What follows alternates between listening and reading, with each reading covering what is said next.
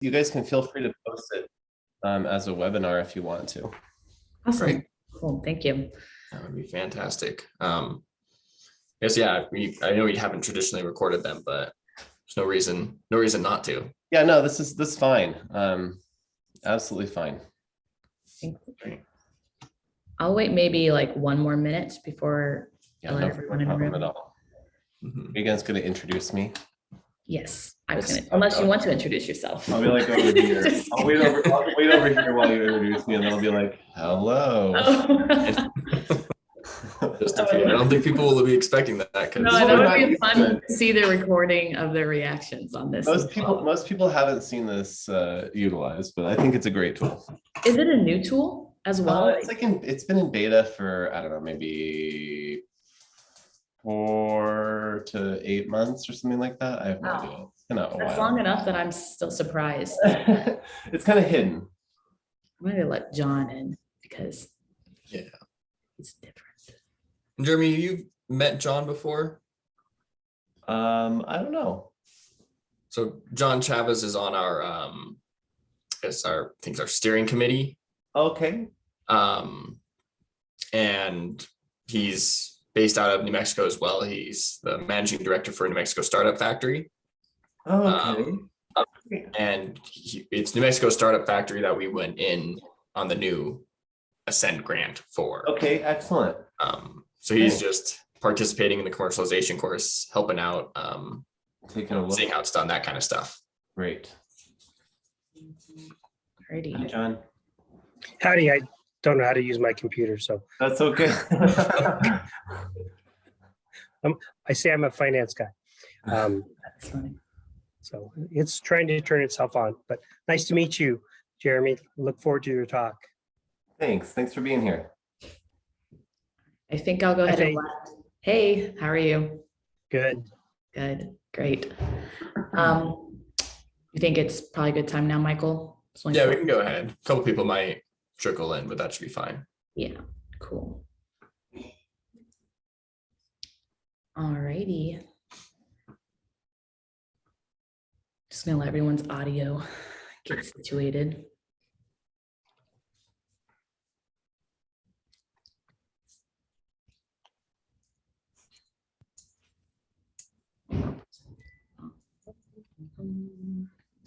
Alrighty. Hi, everybody. Welcome to day 2 of our commercialization course at the Ascend Hub. We have with us today Jeremy Tamsen. He is a director of the Office of Technology Transfer at the University of Idaho.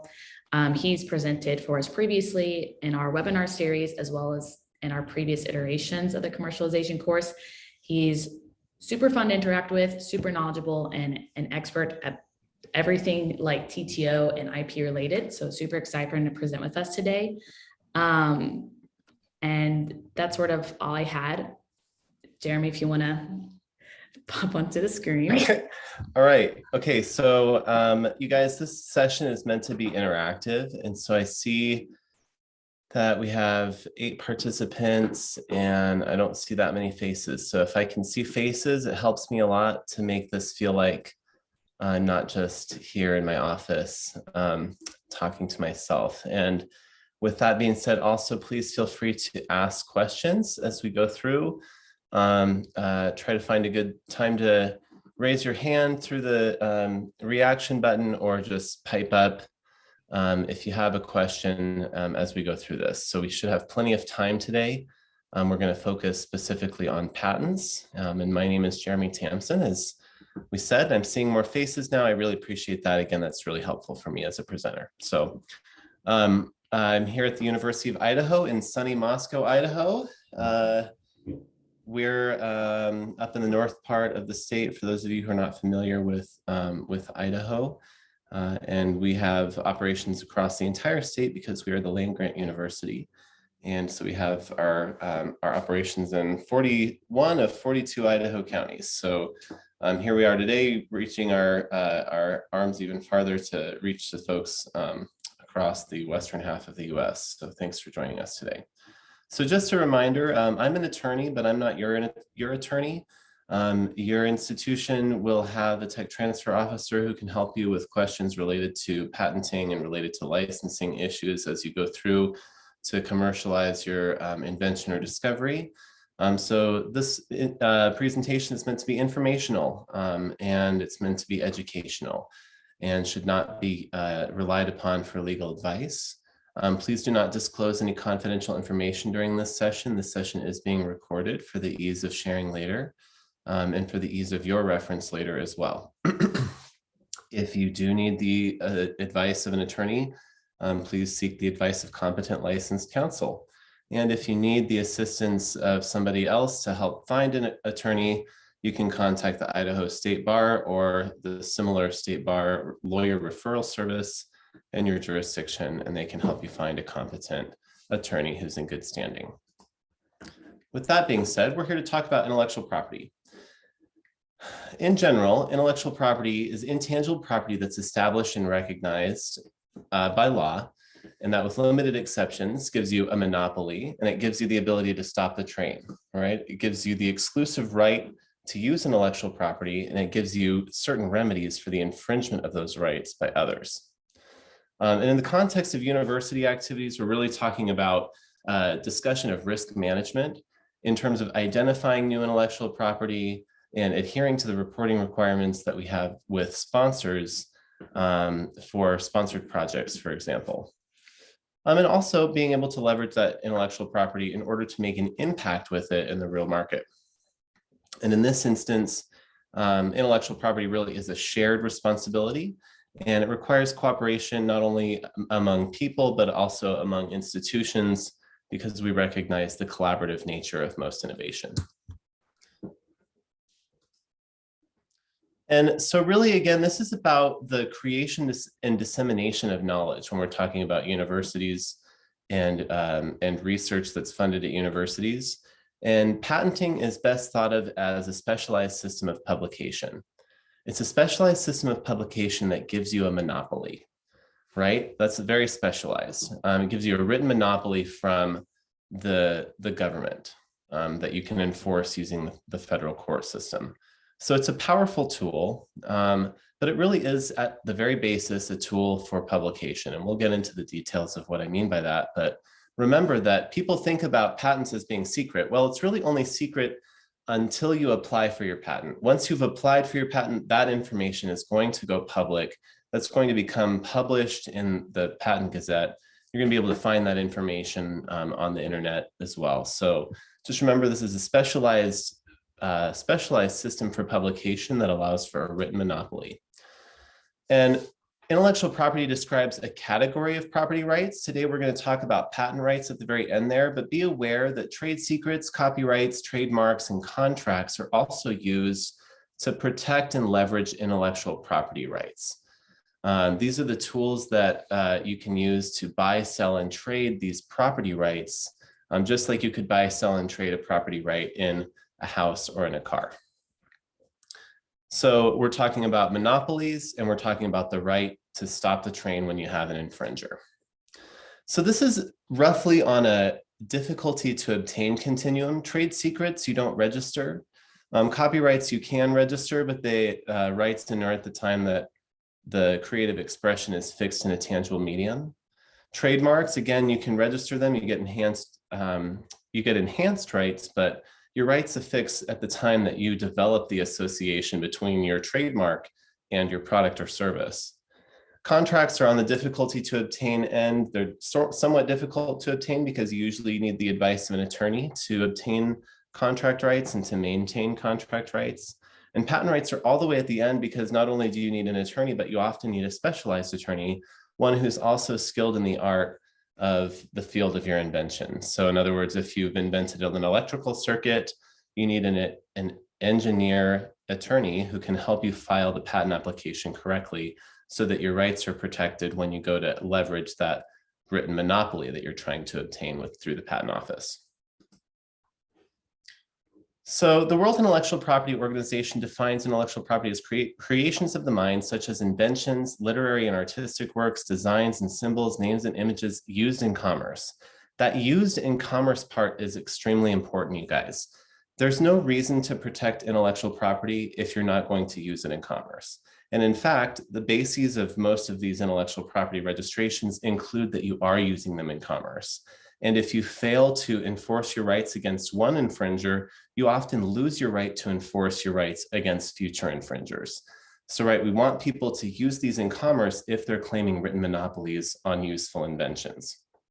So intellectual property is protected in law and enables people to earn recognition or financial benefit from what they invent or create.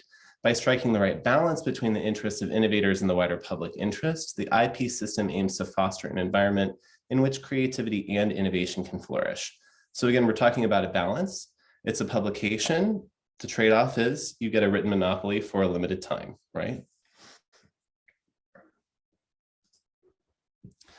So the monopoly that we're talking about is the right to exclude others from making, using, offering for sale, or selling the invention throughout the United States. This also includes the ability to stop the importation of infringing products that are made elsewhere, but destined for sale in the United States. This monopoly provides protections in the event of a dispute. So the right to exclude is a time-limited reward for public disclosure of the invention. Again, patent applications are a disclosure, and not just any type of a disclosure, but they are a fully enabling disclosure. A disclosure clear and full enough that somebody else who's skilled like you are could go and practice your invention on their own.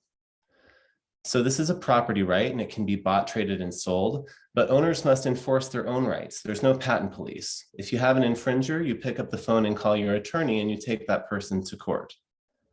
You can also use the patent trial and appeal board if you feel that someone else is trying to patent something that you have already patented and you want to intervene. However, inventors are forever recognized on the patent application and the issued patent certificate. So that's kind of a unique distinction. Although it might be sold a dozen times or more, the inventors stay the same, and they're forever recognized for their inventive contribution through that patent certificate. So just some definitions to get us started here. An invention, not very helpful, defined in federal law at 35 USC section 100 as invention or discovery. An inventor, the individual, or if a joint invention, the individuals collectively who invented or discovered the subject matter of the invention. So we'll get into this in a little bit closer detail in the next slide. So a joint inventor or a co-inventor, any one of the individuals who invented or discovered the subject matter of a joint invention, right? So again, collaboration is recognized in this system. I include this definition, subject invention, because this is a definition that relates to federal funding.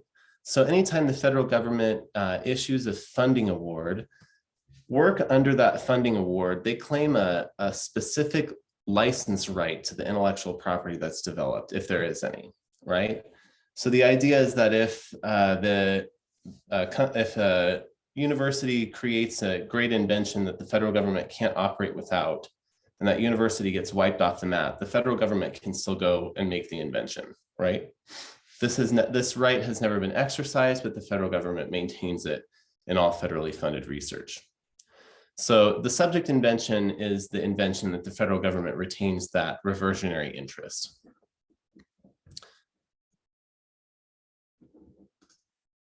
Okay, so what is an inventor? Who qualifies as an inventor? A person who conceives the subject matter of at least one claim of the patent. So the patent is comprised of the specification and of the claims. The specification says everything that needs to exist that you recognize exists already for your invention to work. That includes prior scientific articles that describe components of your invention or things that go into making the invention possible. And then the claims outline what you're actually claiming is your new contribution. What is your new invention? So a person who conceives the subject matter of at least one claim, conceives, not reduces to practice, but conceives, right? Two or more persons who collaborate to produce the invention through aggregate efforts, okay? An inventor is not someone whose only contribution is reducing an invention to practice by exercising ordinary skill in the art. You hire an undergraduate research student to execute an experimental protocol, and through the execution of your detailed experimental protocol, they realize a new material that you then test and determine is new. If they did not design the experiment, they're not the inventor. They merely exercised ordinary skill in the art, right? To reduce your protocol to practice.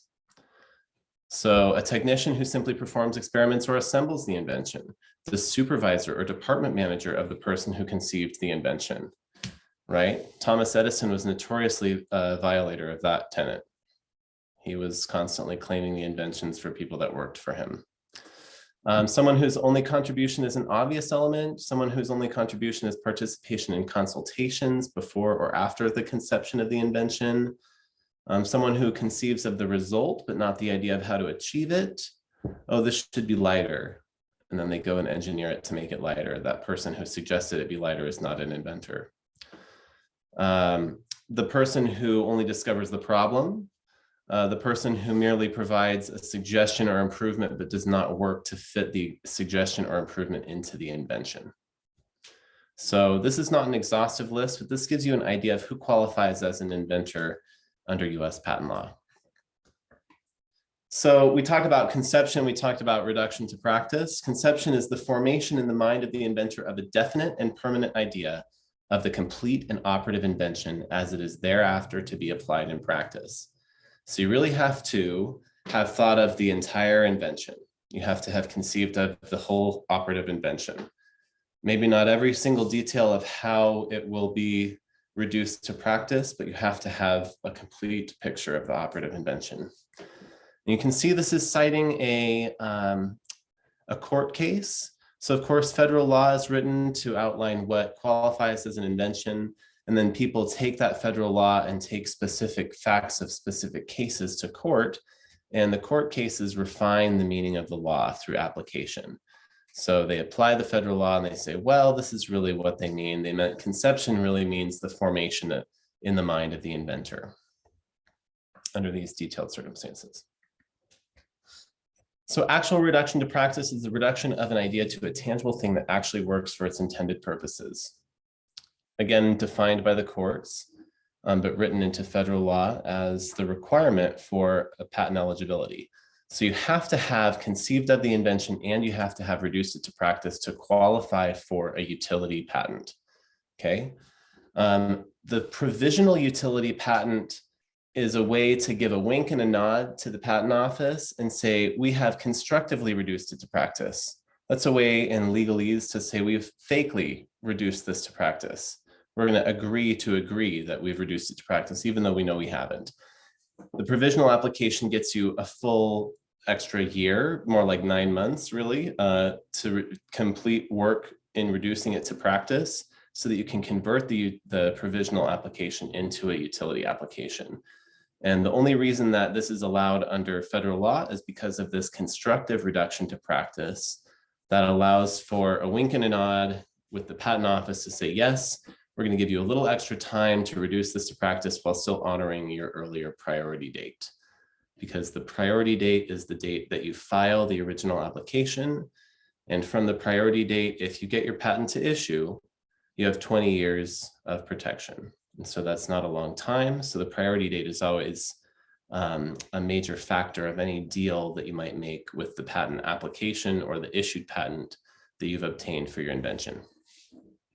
Okay, so constructive reduction to practice is the wink and the nod that allows for the provisional application. So an enabling disclosure, this is the last slide with a bunch of words on it. Sorry, you guys. Enabling disclosure, at least you get to see me too. The enabling disclosure requirement of the patent application is that you have to give enough information that someone skilled in the art could be enabled to practice the claimed invention. And prior art is what the patent office is going to be comparing your patent application to. And prior art is a really, really expansive definition. It means anything that was publicly available at the time that the inventor claims to have invented something. So anything at all. This is anything that's non-confidential. So this could be a phone call between two people if we're not under a confidentiality agreement. This could also be the billboard. This could be the science poster presentation or the conference presentation, right? This could be a proposal submission if it's not under confidence. So the prior art could be anything, and you can work against yourself. Your own disclosure can be used against you when you go to the patent office to try to obtain a patent on your information. So in the US, you get about 1 year grace period to file a patent, even if you've made a public disclosure. So say I go to the conference, I make my poster presentation, and man, it's popular. People are taking pictures of it. And this industry person comes up to me and they say, wow, thanks so much for your contribution to science. And they walk away laughing. And I think, what just happened? You know, did something just happen? So I still have a year in the US to go and file my patent application. Once I get those types of indications, it might become clear that I should have done that earlier. So the best advice is to go and talk to your tech transfer office beforehand if you think you've got something that could be used to solve a problem. Right? Broadly speaking, if you've created something that could be used to solve a problem, then you have created something that could be patent eligible, depending on what other prior art is out there. But be advised, in the US and in the US only, you have a grace period of 1 year. So again, this includes all non-confidential communication. It's not publication like newspaper or publication like journal publication. It's publication really, really broadly speaking.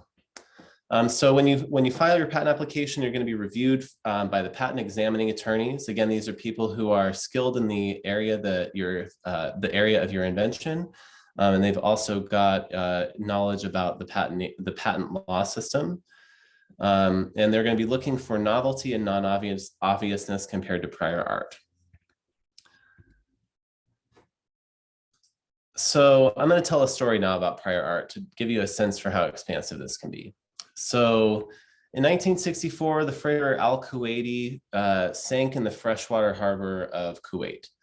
And this was causing a big problem because that's where the city was getting its fresh water, and the sheep were decomposing rapidly in the warm fresh water, contaminating the water supply. The nearest crane that could lift the boat out of the sandy shoals was in Sydney, and that was not going to be practical.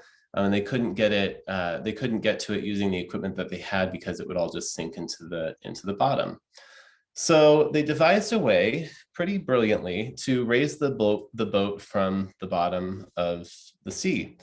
They used polystyrene, and they used the steam from the steam engine on one of the ships to jet puff, basically, the polystyrene, and then mix it with water and pump it down into the boat hull.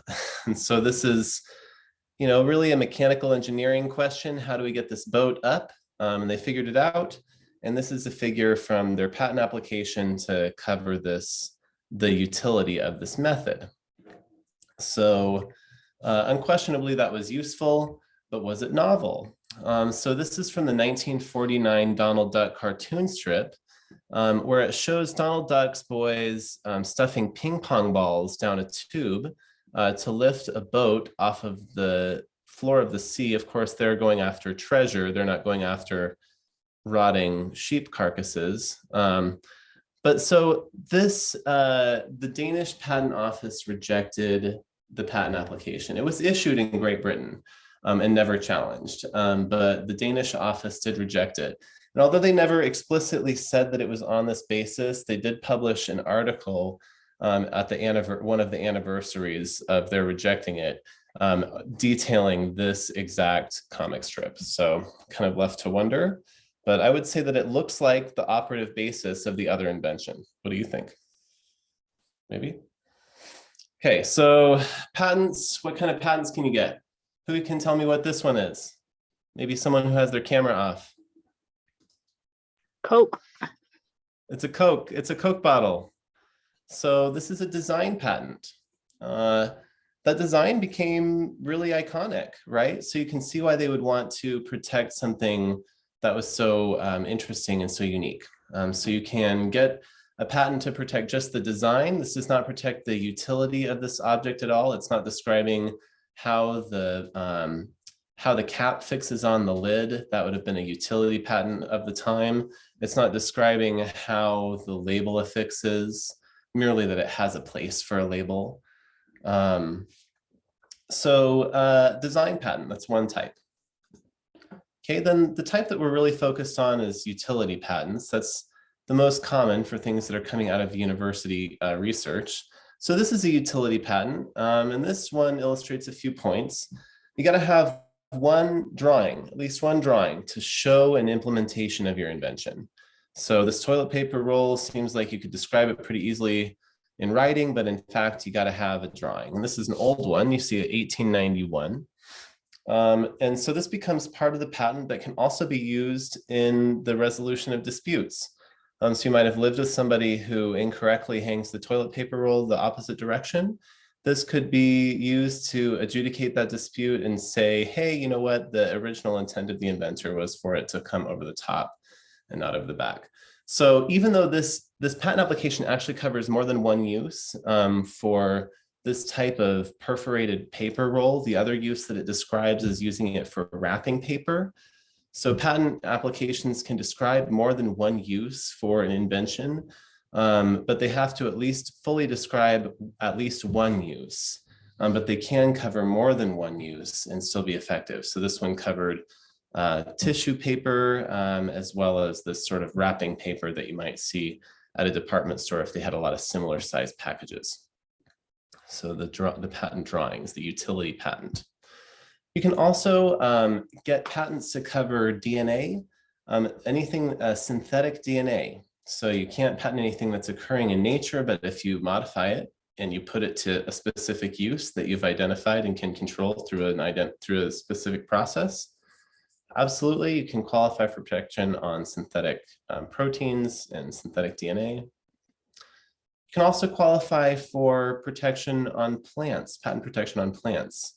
Basically, it's a utility application that describes in one claim the plant, the characteristics of the plant. So not every plant qualifies for protection, but you can qualify for protection for asexually reproduced plants. Okay. So these are the type of patents that we talked about. And again, these provide a time-limited monopoly for a novel creation in exchange for a fully enabling public disclosure, right? So you can also get international protection. You can file a sort of pre-patent application with the World Intellectual Property Organization. The Patent Cooperative Treaty, or the PCT system, this was once a function of the United Nations that's now been spun off into its own organization. And what they do is they issue kind of a proto patent application, a pre-patent application, put all the information into them. And you can also do a provisional PCT application, similar to how you can do a provisional US utility patent application. Put all the information to them. They'll give you an opinion, a rough opinion, thumbs up or down. Yes, we think you're going to be successful, or no, we think you're not going to be successful in obtaining patent protection. And then you translate and transfer that application into one of several participating countries at the national filing stage. So you still have to work through each individual patent office inside of each individual country. But this is like a first step that can get you a little bit more protection, about 30 months longer priority date from the time of initial filing. It can extend that priority date because you're going through their process before you go through the process inside of each country. So if you are interested in obtaining international rights, the WIPO PCT application is a great way to start that process. And this is a map of the countries that are member states of the Patent Cooperative Treaty. So you can see it's many countries across the world. There are some notable exceptions, but there are quite a few participating countries. So this is a timeline, you guys, and really the basic information that I want you to get out of this timeline is that it can take a long time to file for a patent. So let's just like start here. I'm going to block this part of the timeline because we're going to look at the top part first. So if you file a utility or a provisional patent application today, say you've got the conception part of the invention completed. You have the complete and operative idea of the invention as it will be applied in practice. You say, okay, we're going to file for a provisional application while we assemble our first prototype. That will allow us to release a publication, for example, and still be protected, and maybe even find a new collaborator or two, or allow us to apply for that proposal or to seek a licensee potentially to help us, right? So you apply for your provisional patent application, and after 12 months, you have to convert that to a utility application. The reason I said 9 months earlier is because you have to really start working on that utility application about 3 months before it becomes due to the patent office, because you want enough time to work with the attorneys to make sure that every detail that you can possibly think of is put into your patent application to begin with.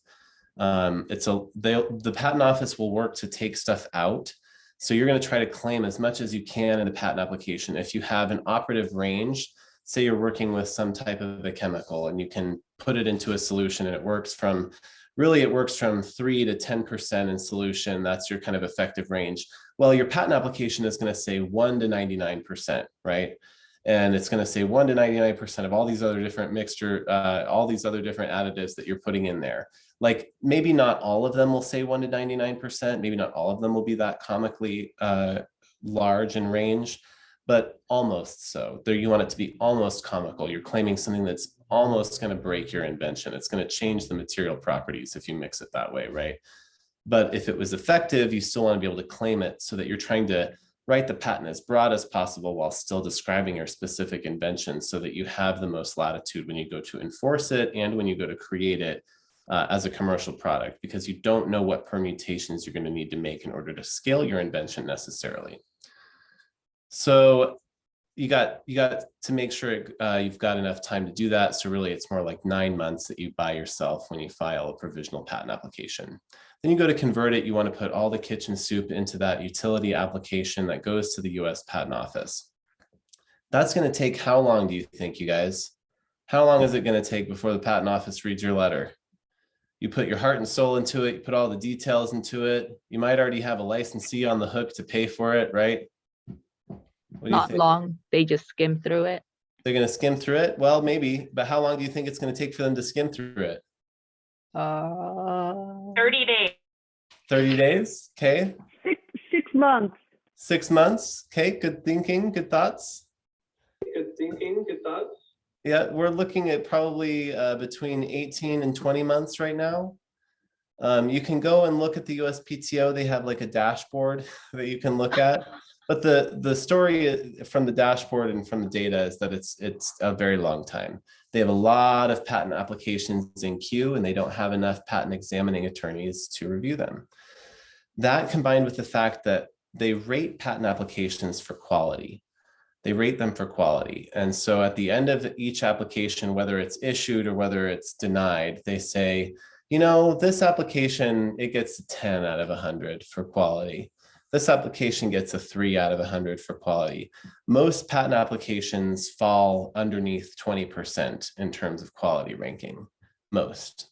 And so there are a lot of pro se applicants, a lot of people who think they can just write the patent application themselves and that the patent office will immediately see the brilliance and novelty of their invention, but that is unrealistic. And oftentimes those are the applications that are ranked the lowest for quality. So it's important to get the help of somebody because you're not even going to get the no letter for like 25 months from the time that you write the letter, right? So, and you maybe have a lot of eggs in that basket by that point. So be aware that it's a worthwhile investment.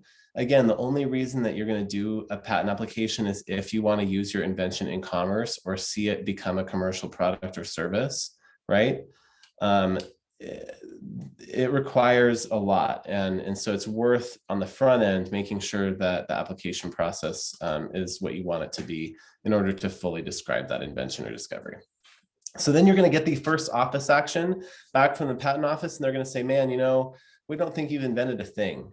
You know, we think that you and your friends need to go back home and stop writing the patent office letters. This is a long letter you wrote us, and please stop. And you're going to say, well, no, that's not right. You know, we have invented something, and you're going to go back and forth with them.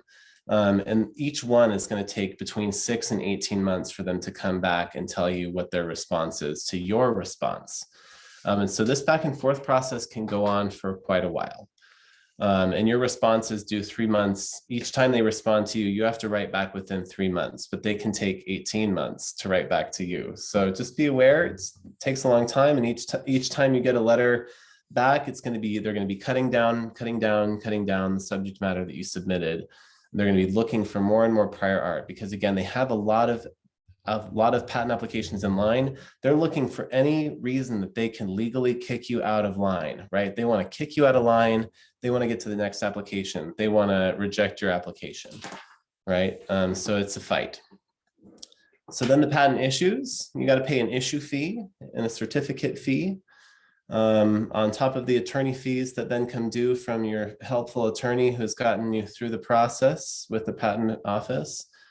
And then to maintain the patent rights, there are maintenance fees due at 3.5, 7.5, and 11.5 years. So then what happens at the end? 20 years after the provisional patent filed, the term is over.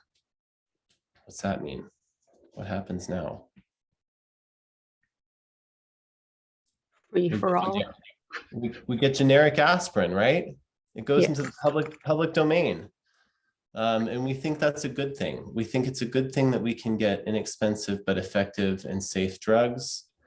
And so the patent system allows for that by allowing the enabling disclosure of how to make the drug. It then allowed Bayer to leverage that for 20 years from the time of filing. And then now it's in the public domain, and that recipe is, again, fully enabling disclosure. That recipe has been published for a long time. And so people know how to make aspirin, and Bayer can't stop them, right? So this has the effect of improving society, but it takes a long time to do it. It takes a long time to obtain the right. It takes a long time to leverage the right. And watch your timeline, because if you lose this fight too poorly with the patent office or for too long, that patent term is from the initial filing. It's not from the time that you have the issued patent. So if you have to have a drug go through FDA trials, right, you're going to have to put your patent application in way before that, because you're going to have to disclose to a compounder how to make it, right? You're going to want protection throughout that whole chain. So this patent term occasionally gets extended by 1, maybe 2 years, maybe 3 years for very impactful drugs, but almost never in any other circumstance, because it can take so long for the drug to get to market, right? So that's a concern for drug development and for medical device development. Okay, so then if we go the PCT route, again, you can file that provisional patent application, file a provisional PCT application. You get the 4 month, after about 4 months, really now it's more like 6 months, you get an international search report and written opinion. You got to pay a little bit extra for the written opinion, but I think it's typically worth it if you're going to go forward. And then at the 14-month mark, you must elect the areas for the national phase. So that's the countries I showed you on the map. You've got to select where you want your PCT application information to go. And then you start paying fees as if you're a new patent application in the queue for those patent offices. So then you start up here at the beginning of the US route if you file a PCT. So you see it buys you a little bit of time from the time that you file the provisional PCT application. Again, it can buy you up to 30 months additional time on your priority date. But it just adds to the expense. And you do have to work through each of the individual patent offices when you go to do that. Okay, that slide's done, you guys. This is what we're going to be talking about, patent eligibility. This is what's required of your invention or discovery in order to qualify for patent protection. You've got to have utility, you've got to have novelty, and you've got to have non-obviousness. Have you guys heard this stuff before, any of you? Yes. Who's saying yes? Me, Stella. Okay, good. Well, we had reading. Okay, good. I'm putting you on the spot because I find it so interesting that we can get so far into scientific careers without ever hearing these words or these basic ideas. And so I'm always trying to get a pulse on, oh yeah, I heard that, and from my advisor when I was in my undergraduate. No, that's never the answer, right? So we're going to talk about it today. So basically what's eligible, this comes straight out of federal law, this list does. Any machine, any process, any article of manufacture, or any composition of matter. Okay. What does not qualify are discoveries in general, natural laws, scientific principles, natural phenomenon, mathematics in general, abstract ideas in general. And some feedback here. There we go. Atomic weapons. Why is that? Seem pretty useful. Atomic weapons, ideas? Not really so useful in the wrong hand. In the wrong hands. It's a public disclosure, right?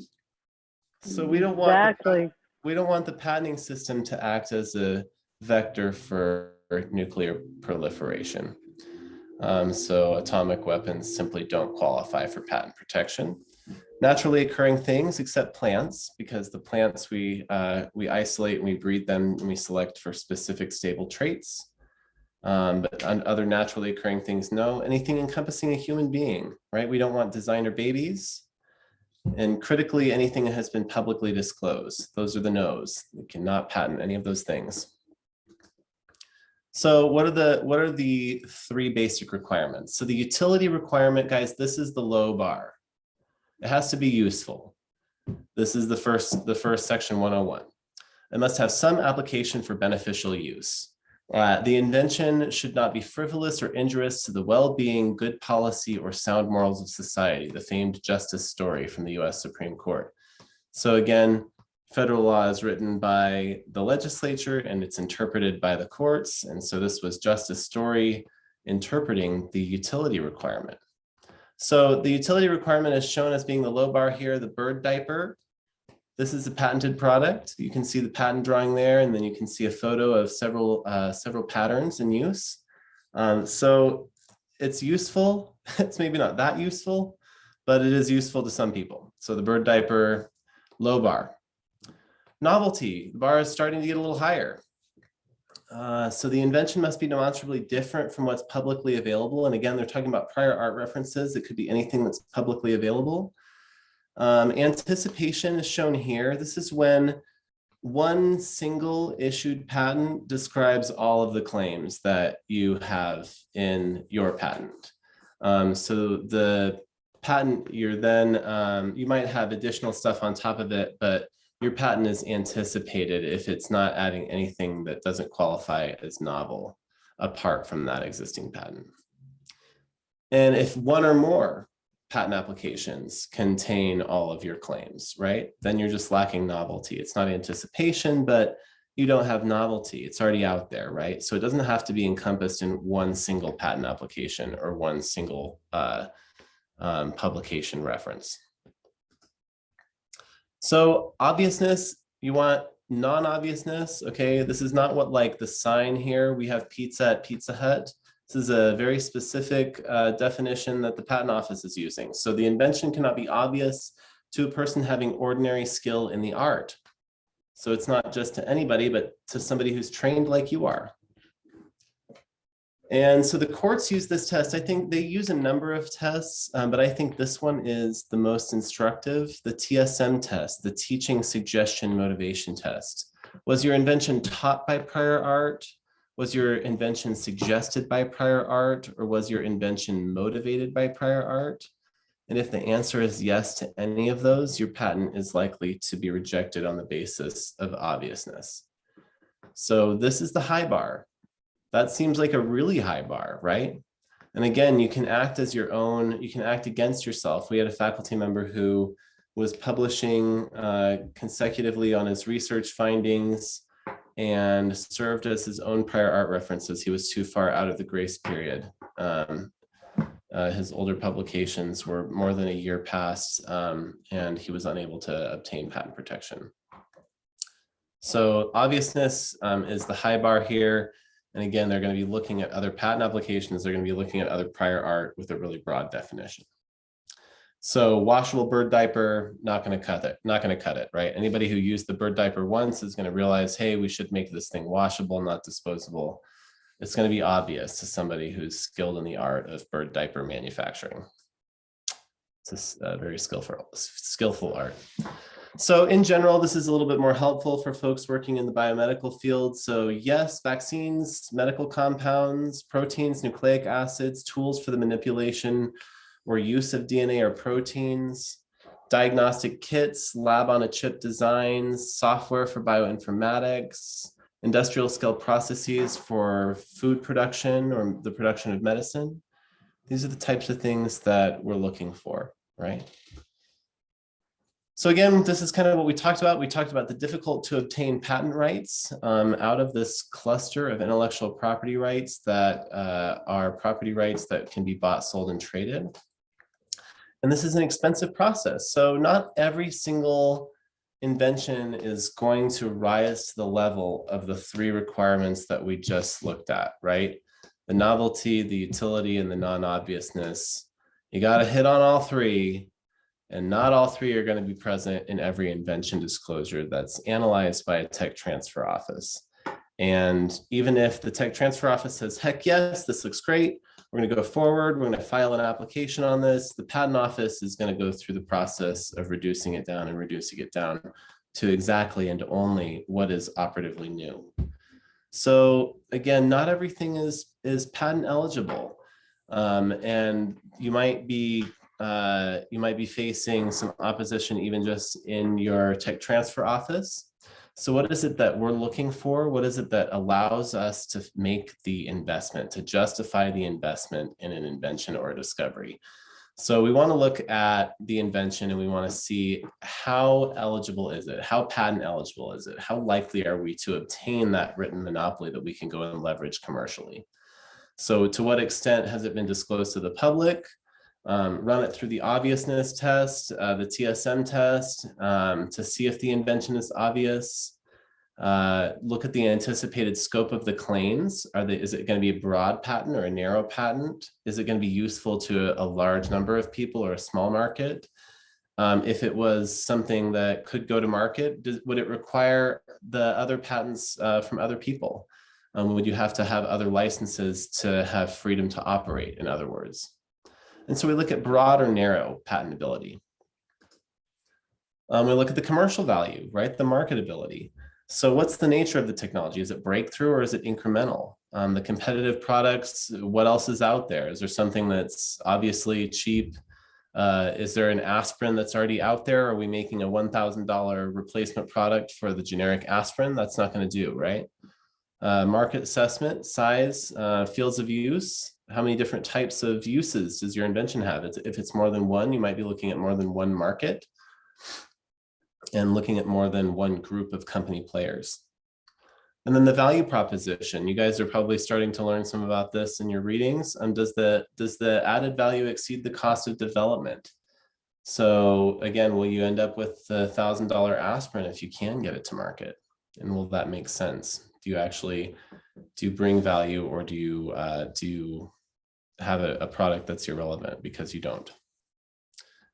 And then we're looking at maturity, the level of reduction to practice, the anticipated time to license, or the anticipated time to marketable product or service. In other words, when are we going to be able to recoup our revenue from this investment that the tech transfer office is making in a potential patent application? Okay, so look at early or late maturity. So this is kind of what we look at, right? These are our decision points. If we have, sorry, I'm trying to figure out the best place to be. If we have high marketability, we're going to go for it. That's the basis. That's the base of what you guys should get from this slide.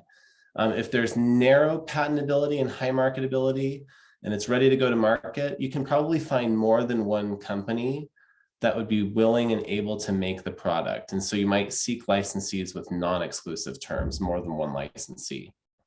If you have broad patentability and you have high marketability, but the invention is still at an early stage, you might want to seek a licensee with option terms so that they can help fund additional research and be the first in line to license the outputs of that research if and when it produces the operative invention. Okay. And if you have broad patentability, you have high marketability, and you have late stage maturity, look for a licensee with exclusivity.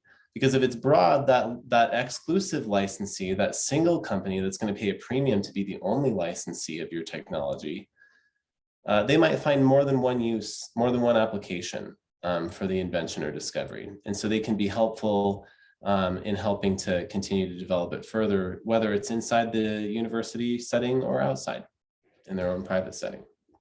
Okay. All right, you guys, I did a lot of talking.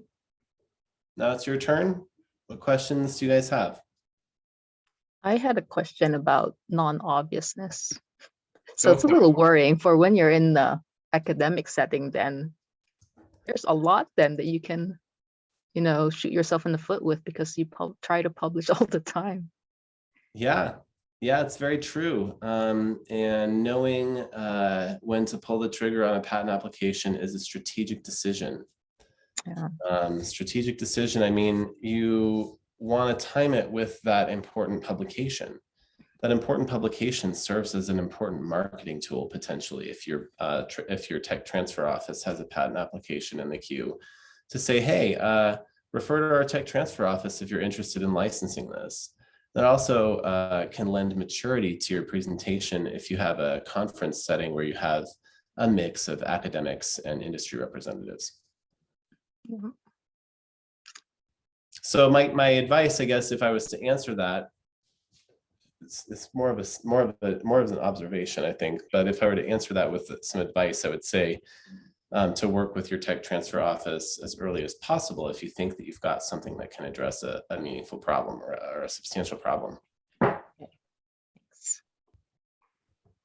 Could you be a little more clear about what is considered a public disclosure?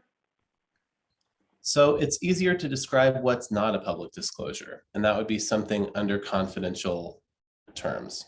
So if I make you sign a non-disclosure agreement with me, Monica, before I show you my laboratory, that would not be a public disclosure. Anything outside of a confidential setting is considered a public disclosure. So Jeremy, thank you for your information. Does an Office of Technology Transfer review the patents and make opinions on whether to move it forward or not to do it? And Absolutely, what are the metrics you use? Yeah, so that would be the last slides that I just went through. We're looking at patentability, we're looking at marketability, and we're looking at maturity. These are the factors that we use, and this is the decision matrix that we use. So there's no mystery. If something is patentable and marketable, guess what we're going to do? We're going to go for it. If something is not, we're probably not. And patentability is one just basic hurdle that, I can't change the rules at the patent office. If I in my desk and my team can find the results that show that you're going to likely fail on novelty, you're likely going to fail on obviousness, then we're not going to invest in a patent application. The fees to the patent office are like a down payment on the attorney fees that we get to get back from filing these patent applications.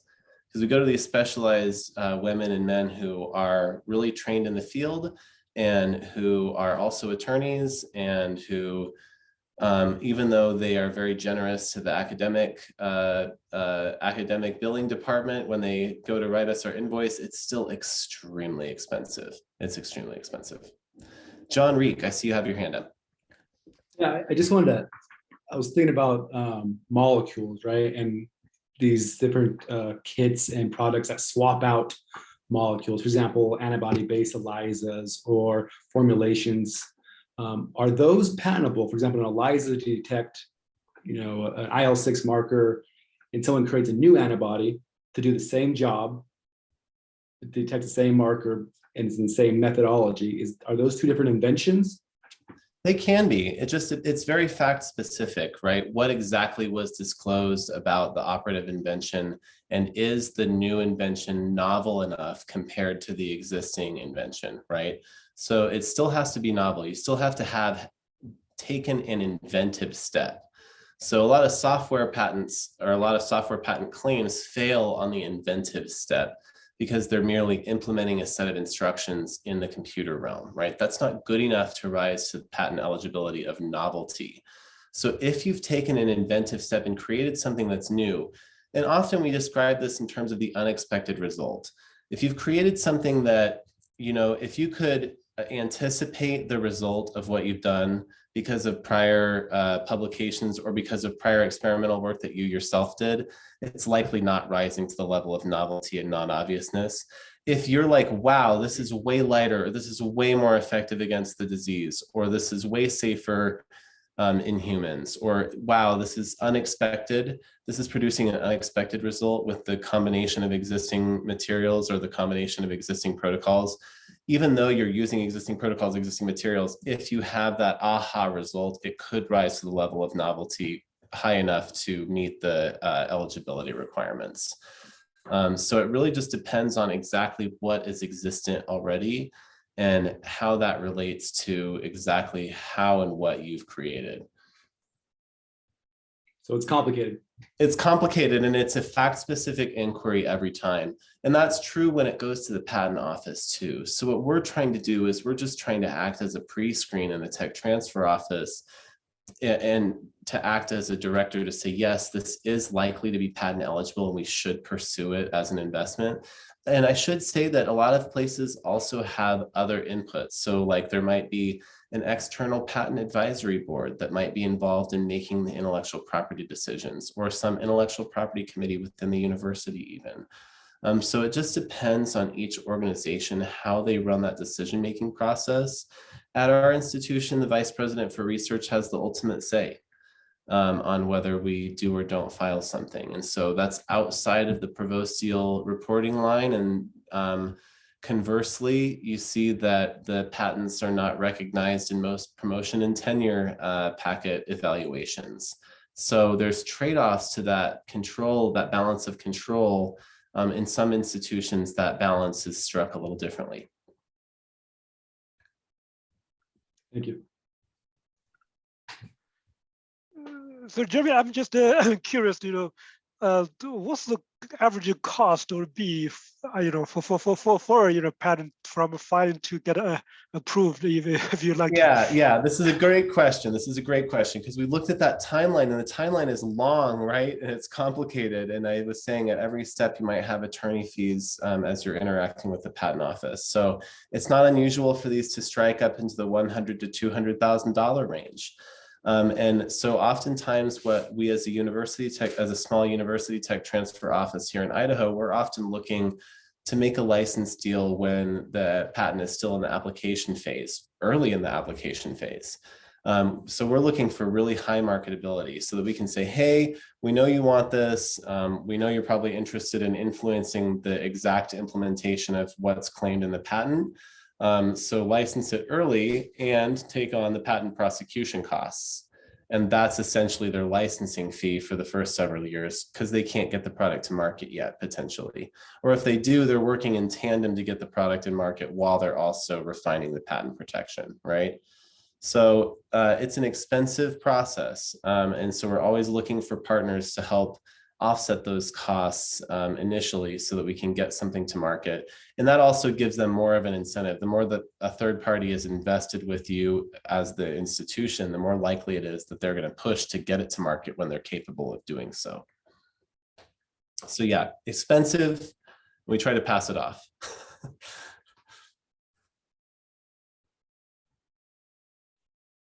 I know you said that different institutions and universities might have different support systems in like determining whether you should move forward in the patent process. And so I was just wondering, like speaking for University of Idaho, like when I know there's probably a range. So like when a scientist comes to you and says, hey, I might want to think about patenting, like, is there like a typical like range you think it takes like your TTO to figure out whether you should move forward or not? Yeah, we preserve an 18-month right.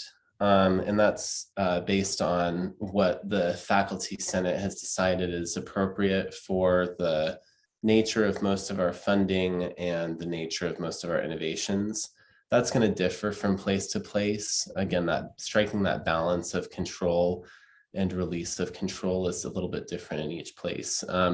We have 18 months, and part of the reason why that timeline is so relatively long is because it can take longer to fully conceive of the invention than someone thinks. So even if we're just filing a provisional application, they might come to us and say, hey, I think I'm onto something. And then we can help kind of give them some guidelines about, okay, this is what we're looking for with patent eligibility. This is what you should be striking on. You should be looking for the unexpected result. You should be looking at prior art publications. You should be submitting information to us so that we can help you do those background searches as well. So that 18-month timeline gives us the chance to do that. And yeah, I guess it does take time, but a lot of the time we can look at it, and if something is operative, say somebody has already published and we're looking to file within the 1-year grace period, and we're 3 months into that grace period, and we look at it and we go, well, you thought you had something, thank you for filing the invention disclosure. We looked around and these are the issued patents that we found. Oh, well, we had industry interest. Okay, well, then we can contact those industry representatives and see what they were interested in, and kind of try to figure out where to go next from there. So it's not always just a one-way street either. We can help you build collaborations, and we can help you find other avenues for the technology, even if it's not necessarily patent eligible. So we try to get back to folks in a really reasonable amount of time. We have a new online system, relatively new. Within the last year, we implemented an online system for invention disclosure and assessment. So it makes it a lot easier for us and for the inventors to go through the information all in one place where it's all contained under one request. We can put all the patent references that we're putting in there. We can put all the notes in there. And keep it all together. And that I found is a lot more helpful for inventors than having a lot of loose information. As much as you can keep it all in one place and keep it confidential at the same time, I encourage y'all to figure out ways to do that. Awesome, thank you. Do we have any final questions? We're at the end of our time. Alrighty, so thank you so much, Jeremy, as usual. All right, thanks guys. Thanks for being interactive. Appreciate it very much. Thank you. Thank you. See you guys next week. We have John who will be speaking with us about, startups, companies, how to interact with them, how to make them. So look out for the email with the pre-homework, and I will see you guys on Wednesday. Bye. Thanks, everyone.